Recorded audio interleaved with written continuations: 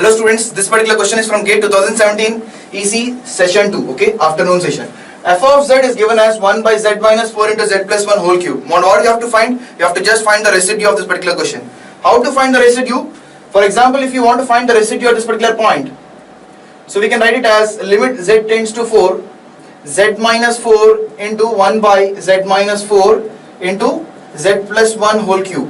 This is going to give you the residue at z is equal to 4. It is going to be equal to that of 4 plus 1 whole cube, which is equal to 1 by 125. Now when you have a repeated, if this particular value is equal to n, then we can have a formula 1 by n minus 1 factorial limit z tends to a, z minus a whole power n into whatever function that is given, that is f of z.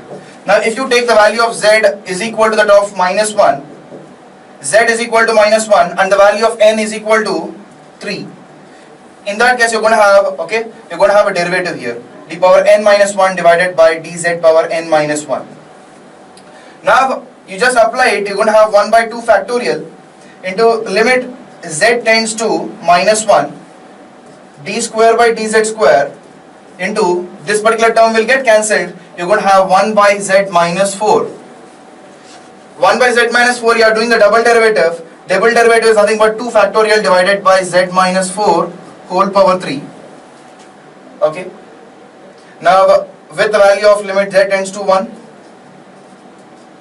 1 by 2 factorial. 2 factorial gets cancelled. You're going to have 1 by minus 5 whole cube, which is equal to minus 1 by 125.